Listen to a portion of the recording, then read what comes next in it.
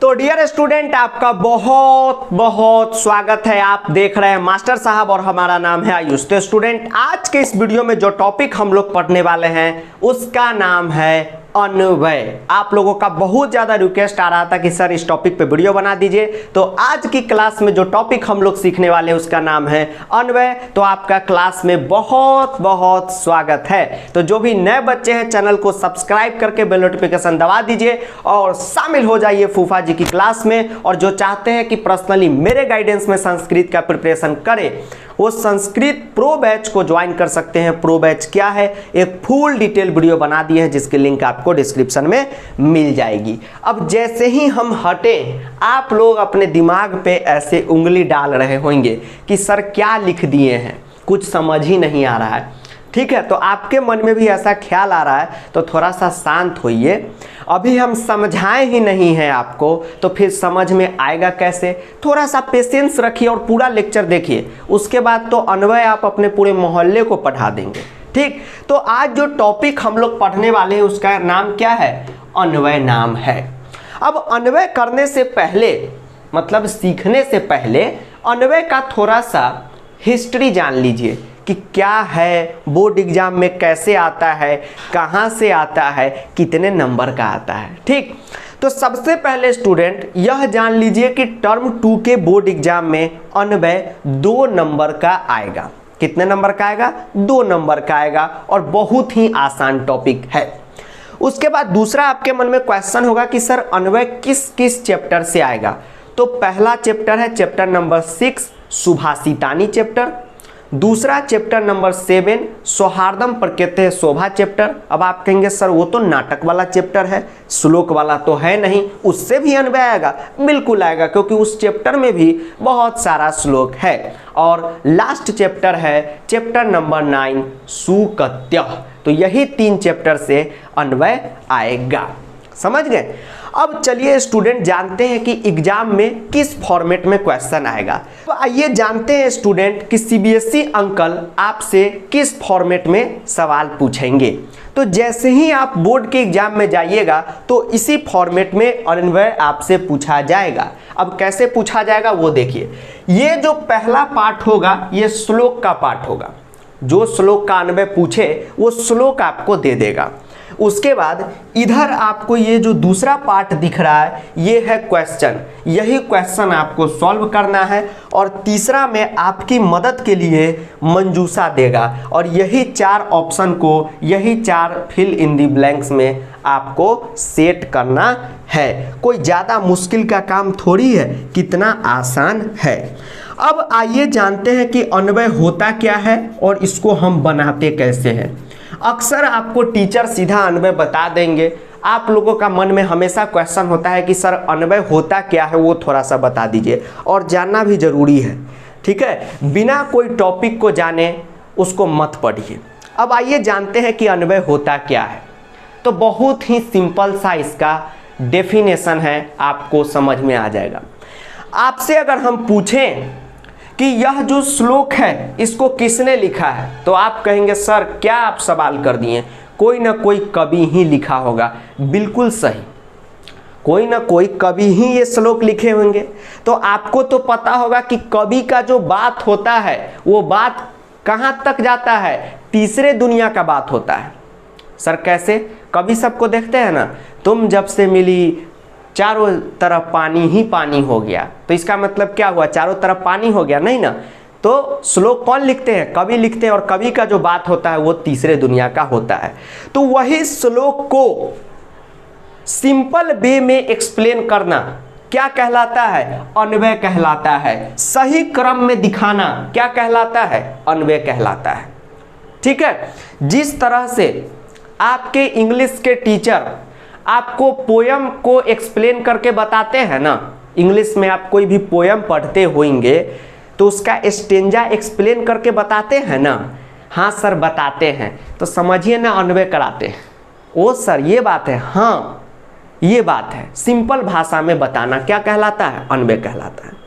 बहुत सारे इंग्लिश के टीचर आपके होंगे, वो क्या करते होंगे, तो इंग्लिश का पोयम इंग्लिश में ही डिटेल में एक्सप्लेन कर देते होंगे। ठीक, तो उसी तरह ये संस्कृत का जो पोयम है, श्लोक है, उसको संस्कृत में ही एक्सप्लेन करना क्या कहलाता है? अन्वय कहलाता है। ठीक है, सिंपल भाषा में एक्सप्लेन करना। समझ गए? अब चलिए एक आपको देसी भाषा में समझा देते हैं। एक सुल्तान फिल्म आया कि नहीं आया? आया सर। तो उसमें एक गाना क्या है? लगे 440 वोल्ट छूने से तेरे, और लगे है 440 वोल्ट छूने से तेरे। अपने सलमान अंकल गाते हैं कि नहीं? तो इसका मतलब क्या है कि वो छू देगी इस तरह से सलमान अंकल को, तो 440 वोल्ट इस तरह से थोड़ी लग जाएगा। इसका मतलब ये हुआ कि मतलब कि तुम आसपास हो, मैं तुमसे प्यार करता हूँ। ठीक, तो कैसे हम श्लोक का मीनिंग बता रहे हैं, उसी टाइप से ये है। अब तो डियर स्टूडेंट, वीडियो में आगे बढ़ने से पहले आप लोगों के लिए खास अनाउंसमेंट कर दूं। अब आप लोगों का क्लास 10 फिनिश होने वाला है, तो आप आगे क्लास 11th में जाएंगे, IIT JEE का प्रिपरेशन करेंगे, नीट का प्रिपरेशन करेंगे। तो इसके लिए प्रिपरेशन के लिए आप अनअकैडमी का प्लस सब्सक्रिप्शन को ज्वाइन कर सकते हैं, जिसमें आपको बहुत सारा बेनिफिट मिलता है। और आप चाहते हैं कि आपका जो प्रिपरेशन है एकदम नेक्स्ट लेवल का हो जाए, तो आप अनअकैडमी का आइकॉनिक सब्सक्रिप्शन को ज्वाइन कीजिएगा, आपके लिए बहुत ही फायदेमंद रहेगा। और सब्सक्रिप्शन ज्वाइन करने वक्त आप कोड लगाइएगा फूफा10, लिंक आपको वीडियो के डिस्क्रिप्शन में मिल जाएगा। उसके साथ ही अभी फाइनल एग्जाम का टाइम आ गया है, तो अनअकैडमी आप लोगों के लिए लेके आया है इमर्ज। तो इमर्ज में पार्टिसिपेट कीजिए और फाइनल एग्जाम को एकदम नेक्स्ट लेवल का बना दीजिए। 26 मार्च से लेकर 29 मार्च तक अनअकैडमी का इमर्ज चलेगा, शाम 5 बजे। लिंक आपको डिस्क्रिप्शन में मिल जाएगा, कोड यूज कीजिएगा फूफा10। और जो भी CBSE क्लास 9th के स्टूडेंट है, वो CBSE मेगा कॉम्बैट में शामिल होइए अनअकैडमी के एवरी संडे 11 AM, और इसमें बहुत सारा स्कॉलरशिप आप जीत सकते हैं। कोड यूज कीजिएगा फूफा10, लिंक आपको वीडियो के डिस्क्रिप्शन में मिल जाएगा। चलिए इसको हम बनाते हैं। अब आपके मन में होगा कि सर यह कौन से चैप्टर से आप लिख दिए हैं, ये अन्वय कौन से चैप्टर से लिख दिए हैं? तो यह जो अन्वय है, इसको हमने बउआ चैप्टर नंबर 6 यानी कि सुभाषितानी चैप्टर से लिखा है। किस चैप्टर से? सुभाषितानी चैप्टर से। और सुभाषितानी चैप्टर का पहला ही श्लोक हमने यहाँ पे लिखा है। अब आप कहेंगे सर पहला ही क्यों लिख दिया? पहला इसलिए लिखा, स्टार्टिंग से ही प्रैक्टिस करना चाहिए, और दूसरा कि ये श्लोक एग्जाम पॉइंट ऑफ व्यू से बहुत ही ज़्यादा इम्पॉर्टेंट यानी कि महत्वपूर्ण है।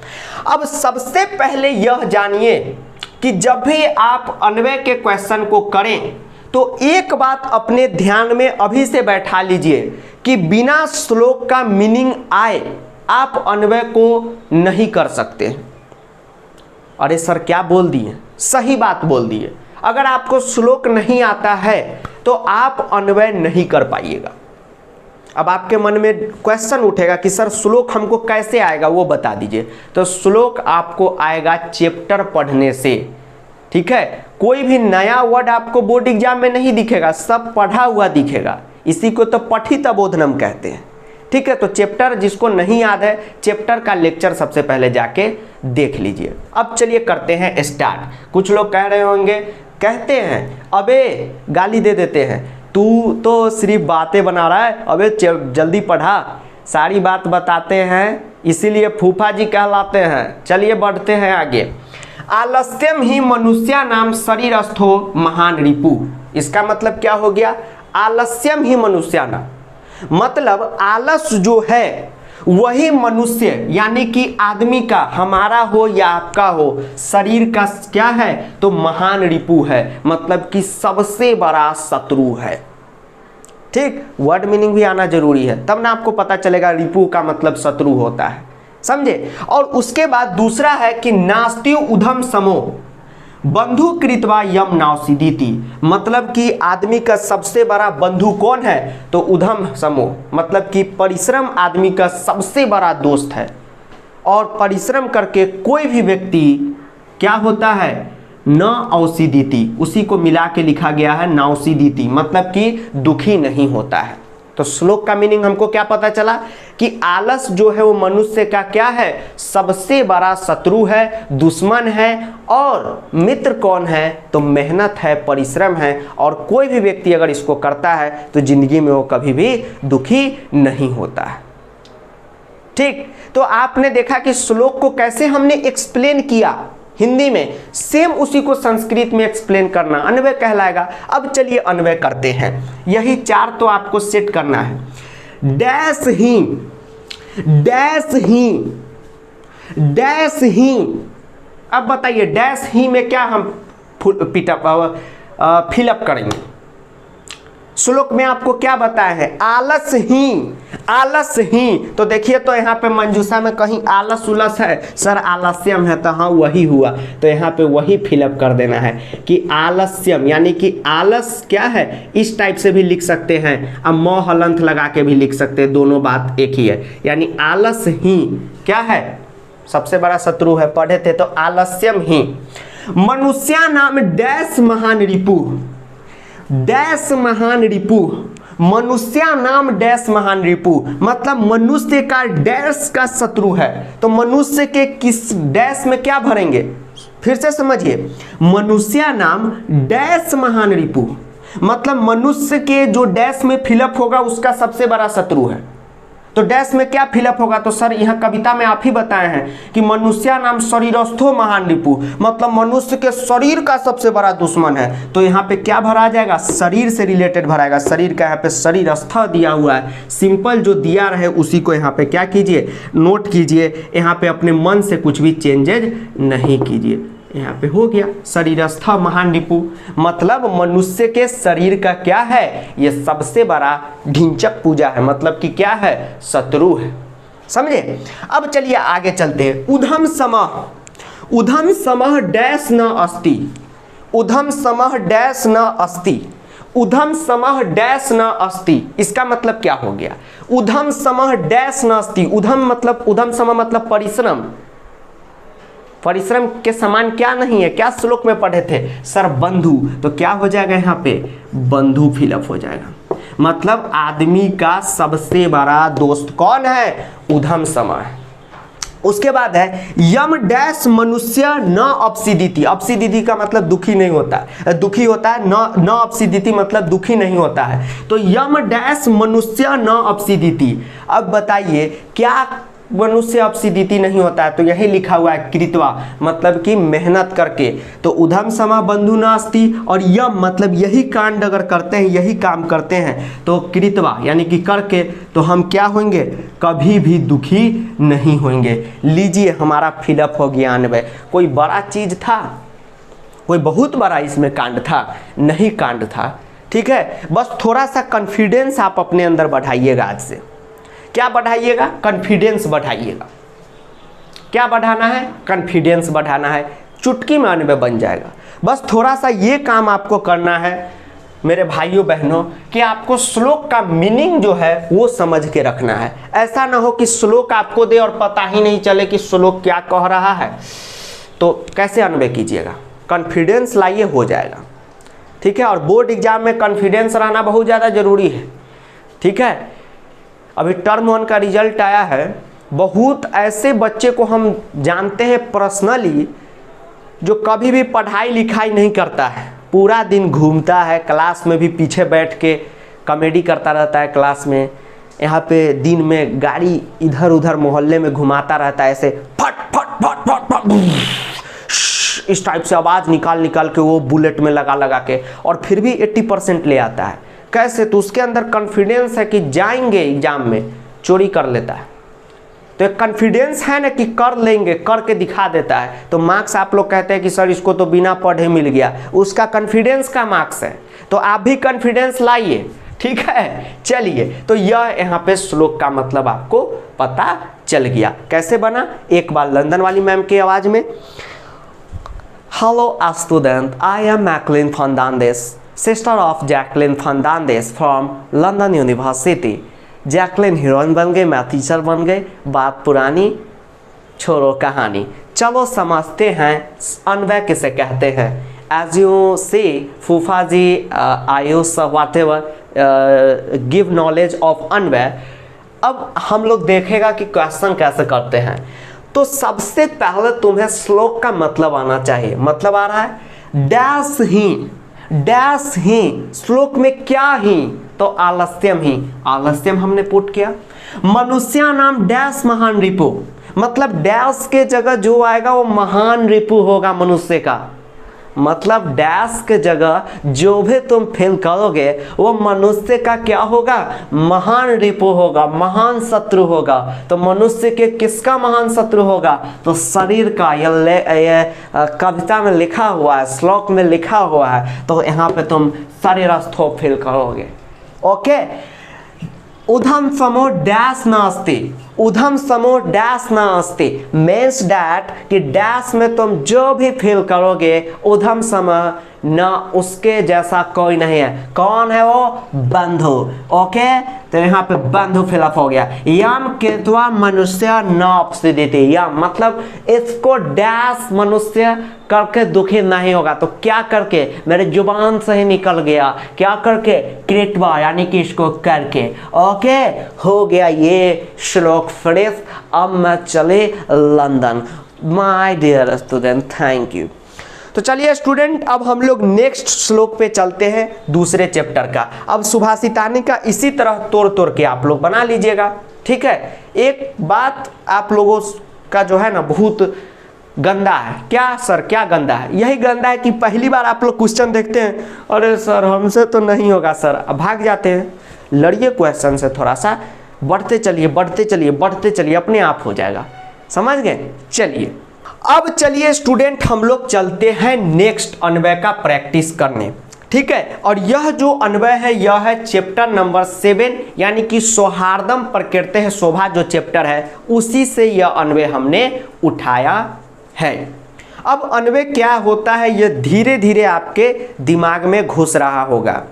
कोई भी दुनिया में काम होता है ना वो धीरे धीरे ही होता है, इसलिए तो गाना भी बना हुआ है कि धीरे धीरे से मेरी जिंदगी में आना, धीरे धीरे से तेरा हुआ, हौले हौले से तेरा हुआ। समझे? तो धीरे धीरे सब हो जाएगा। काकह कृष्णा पिकह कृष्णा, काकह कृष्णा पिकह कृष्णा। तो कृष्णा का मतलब यहाँ पे कृष्ण भगवान नहीं हुए, कृष्णा का मतलब हुआ काला। तो काकह कृष्णा मतलब कि कौआ काला है। कभी कभी काका के जगह वायसह लिख देगा तो उसका भी मतलब कौआ होता है। तो काकह कृष्ण मतलब कि कौआ काला, पिकह कृष्ण मतलब कि कोयल भी काली। को भेद पीक का क्यों, को भेद पीक का क्यों मतलब कि इन दोनों में, सर कैसे पता चला इन दोनों में, क्योंकि पीक का क्यों मतलब कि कोयल और कौआ में क्या भेद है, वसंत समय प्राप्त है मतलब कि वसंत के समय हमें पता चलता है। काकह काकह बसंत के समय क्या होता है, काकह काकह मतलब कि कौआ कौआ रहता है, और पिकह पिकह मतलब कि कोयल क्या रहती है, कोयल रहती है। सर कैसे? कौआ को आप देखिएगा कि 12 महीने काय काय काय काय करता रहेगा, और कोयल बसंत के समय पे क्या करती है, कू कू, कोयल सी तेरी बोली कु कु कु कु कु कु, ठीक करती है कि नहीं करती है? तो वही वाला ये जो है श्लोक है। अब इसका अन्वय करना है, ठीक। तो दिमाग में रखिए कि अन्वय क्या हुआ, तो सिंपल एक्सप्लेनेशन हुआ, ठीक। कैसे शायरी गाना का एक्सप्लेनेशन होता है उसी तरह इसका भी हुआ। अब डायरेक्ट मान लीजिए आपको यह श्लोक दे देता बिना पढ़े तो आपको समझ में आता कि श्लोक क्या कह रहा है, क्योंकि श्लोक में कभी तीसरे दुनिया की बात करते हैं, ठीक है। हाँ, तो आपको समझना होगा कि अन्वय क्या है। जैसे एक गाना ले लीजिए, अभी चल रहा है कि मैं दूर जा रहा हूँ आवाज दोगी क्या, तो इसका मतलब क्या हो गया कि वो जाते जाते मान लीजिए दिल्ली क्रॉस कर गया, कश्मीर क्रॉस कर गया, पाकिस्तान पहुँच गया, तो यहाँ से अगर वो आवाज़ देगी तो आवाज़ पहुँचेगा, नहीं पहुँचेगा सर। तो आवाज़ देने का मतलब क्या हो गया गाना में कि व्हाट्सएप कर देना, ठीक। तो इसका रियल मतलब समझना अन्वय कहलाएगा, समझे। चलिए अब हम लोग करते हैं स्टार्ट। काकह कृष्ण, काकह कृष्ण, और ये मंजूषा है। काकह कृष्ण मतलब कि कौआ काला, काकह कृष्ण मतलब कि कौआ काला, डैश कृष्ण।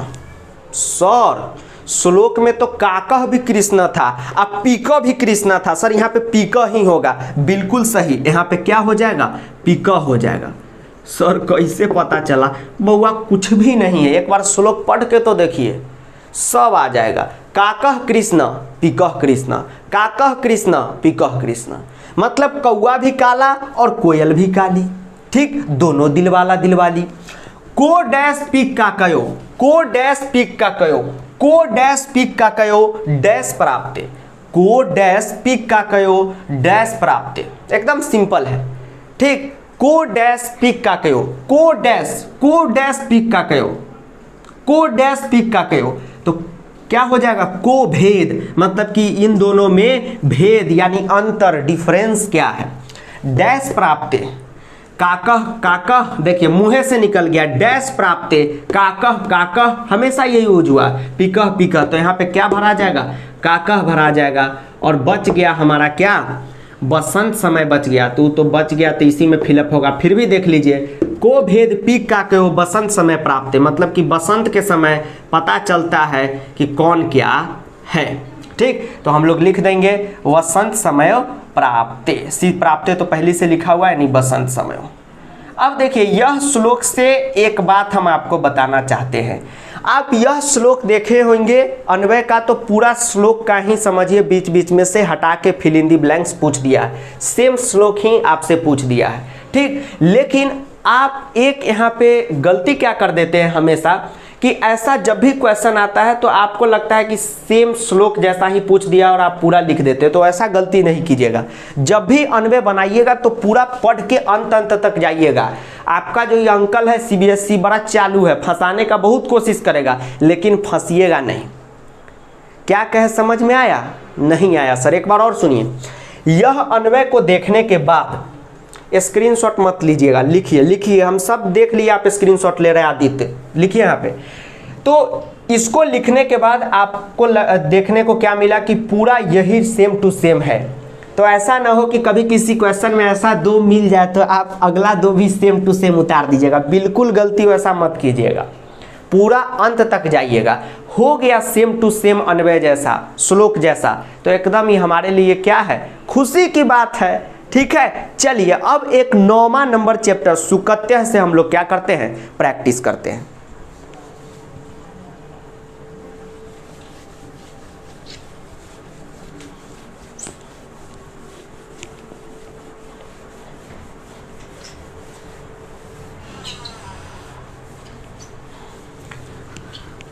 अब चलिए स्टूडेंट, चलते हैं हम लोग एक और श्लोक का प्रैक्टिस करने, ठीक है। तो यही श्लोक है और इसका अन्वय आपको हमने दिया है। अब शांति से पहले यह डिसाइड कीजिए कि ये कौन से चैप्टर का है। तो यह है चैप्टर नंबर 9 यानी कि सुकत्य का श्लोक, श्लोक नंबर 1।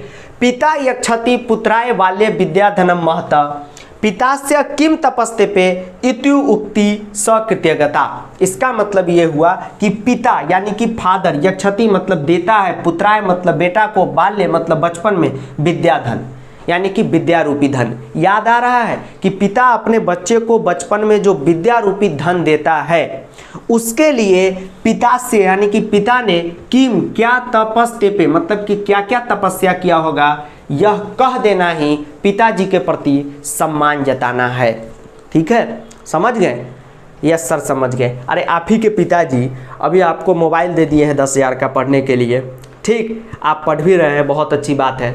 250 का महीना उसमें रिचार्ज करवा रहे हैं कि नहीं करवा रहे हैं। इसके लिए आपके पिताजी क्या क्या तपस्या करते होंगे, यह बस आप एक बार बोल ही दीजिएगा तो उनके प्रति आप क्या कर रहे हैं, सम्मान जता रहे हैं, ठीक है। और पढ़िए, बड़ा मेहनत से पिताजी कमा के आपको पढ़ा रहे हैं, ठीक है।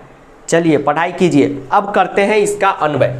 पिता डैश बाल्य महता, पिता डैश बाल्य महता, पिता डैश बाल्य महता, महता। अब कुछ बच्चे क्या करते हैं, यहाँ पे डायरेक्ट पुटअप कर देते हैं विद्याधन बाल्य महता। बिल्कुल नहीं, पिता डैश बाल्य महता, किसके बचपन में, तो पुत्र के बचपन में, पुत्राय यहाँ पे आपको फिलअप कर देना है। अब कुछ कहेंगे कि सर अन्वय में हम श्लोक का यहाँ पे विद्याधनम महता है तो विद्याधनम नहीं लिख सकते, नहीं लिख सकते हैं। अगर सेम टू सेम वही देख के लिखना रहता तो ये 10th का टॉपिक रहता, नर्सरी का रहता, नर्सरी का बच्चा भी कहता मैडम महता यहाँ पे है तो यहाँ पे विद्याधनम हो जाएगा। ऐसा नहीं है। पिता पुत्राय बाल्य, किसके बचपन में, तो अपने बच्चा के बचपन में, यानी कि पुत्राय बाल्य महता डैश यक्षति, डैश यक्षति, डैश यक्षति, डैश यक्षति, ठीक है। डैश यक्षति, यक्षति का मतलब देता है, तो डैश में क्या देता है, तो सर विद्याधन देता है, तो क्या फिलअप हो जाएगा, विद्याधनम फिलअप हो जाएगा। ठीक, आप धनम ऐसे लिखिए या अनुस्वार करके लिखिए, दोनों एक ही है, ऐसे लिख दीजिए या ऐसे लिख दीजिए, बात बराबर ही है। मंजूषा में जैसा दिया रहा है वैसा लिखिएगा, अच्छा रहेगा। अब एक बात यहाँ से सीखने को ये मिली कि कुछ जो है बच्चा सब पढ़ता लिखता नहीं है, ठीक, और गुमराह हो गया हुआ है कहीं से, मतलब कोई भी कुछ कह दिया हुआ है उसी को मान लिया है। एक बच्चा हमको मतलब कि मैसेज किया उल्टा पुल्टा लिख के, अबे ये साले कुछ कुछ, कि वर्ड मीनिंग नहीं पढ़ना है, संस्कृत का वर्ड मीनिंग नहीं आएगा, तू गलत बता रहा है। अगर तुम देख रहा हो तो सुन लो, अगर यक्षति का मतलब ही नहीं पता रहेगा तो यहाँ पे कैसे पता चलेगा कि क्या भरना है। ठीक, तो एक बात सुन लो, जो बच्चा ऐसा कह रहा है कि फूफा जी जो बात कह दिए तो कह दिए, वर्ड मीनिंग याद करना जुलूली है, समझे। ठीक, और बाकी बात जो फूफा जी के बच्चे हो तो एकदम याद करके एकदम जबरदस्त हो गए हुए। तो विद्याधनम यक्षति, विद्याधनम यक्षति यानी कि विद्याधन देता है। अस्य, अस्य यहाँ पे पुत्रस्य के लिए यूज हुआ है, मतलब कि अस्य जो है ये पुत्र के लिए यूज हुआ है। अस्य पिता, अब आप कहेंगे सर क्यों यूज हुआ है, कहने के लिए यूज हुआ है। जैसे मैं कहूँ कि तुम पढ़ते हो तो हम कहेंगे ना कि तुम, हम आदित्य या राहुल के लिए यूज किए हैं। तो उसी तरह अस्य पुत्रस्य, मतलब कि अस्य पुत्र के बारे में कहा जा रहा है कि पिता किम डैश तेपे, किम डैश तेपे, किम डैश तेपे, इसके लिए क्या करते हैं, तो किम तपस्तेपे, तपस्तेपे, तो यहाँ पे तपस्तेपे तपह, तो यहाँ पे सिर्फ तपह यहाँ पे लिखिए कि किम तपह तेपे इति डैश डैश तक कृतज्ञता, मतलब कि ये उक्ति ही अगर आप कहते हैं तो उस पिता के प्रति क्या है, आप सम्मान दिखा रहे हैं। हो गया, अन्वय बन गया। सीबीएसई सैंपल पेपर में 2021 वाला में अभी जो आप लोगों के लिए आया है उसमें यही छाप दिया, ठीक है, यही क्वेश्चन है। ठीक, बन तो गया कि पिता पुत्र को बचपन में क्या देता है, पुत्र को देता है, क्या देता है, तो विद्याधन। इसके लिए पिता कितना ज़्यादा तप करते हैं, आपके हमारे किसी के भी, यह उक्ति ही क्या है, तत्कृतज्ञता, मतलब कि उनके प्रति सम्मान जताना है। तो यही श्लोक के साथ आज का क्लास एंड करेंगे और एक बात कहेंगे, बउआ पढ़ाई लिखाई में मन लगाइए, ठीक है। किसी के पिताजी यहाँ पे ऑफिस में काम करते होंगे, किसी के पिताजी दुकान चलाते होंगे, देखते कितना रात तक चलाते रहते हैं, 9 बजे तक 10 बजे तक, ताकि क्या हो, कुछ पैसे आए तो आपका ज़िंदगी अच्छा हो। ठीक, आप यहाँ पे मस्ती मत कीजिएगा, ठीक है, मोबाइल के साथ पढ़ाई कीजिएगा, ठीक, बहुत आगे बढ़िए, ठीक है, मेरा आशीर्वाद हमेशा आपके साथ है, ठीक है। तो मिलते हैं अगले क्लास में, तब तक के लिए जय हिंद, वंदे मातरम, आदाब, नमस्कार, सत श्री अकाल। और वीडियो को दोस्तों के साथ एक बार शेयर कीजिएगा, मोहल्ले वाले अंकल के साथ बार बार कीजिएगा ताकि वो छत पे से गिर जाएं। और धन्यवाद। कुछ बच्चे पूछ रहे होंगे सर किस मोहल्ले वाले अंकल के साथ, वही जो बॉल नहीं देते रहते हैं क्रिकेट का, उन्हीं को गिराइए छत पे से। एक बार हम लोग गिरा दिए थे, एक अंकल जी थे जो बॉलें नहीं देते थे, ठीक, तो उनको छत पे से गिरा दिए। ठीक है, चलिए धन्यवाद।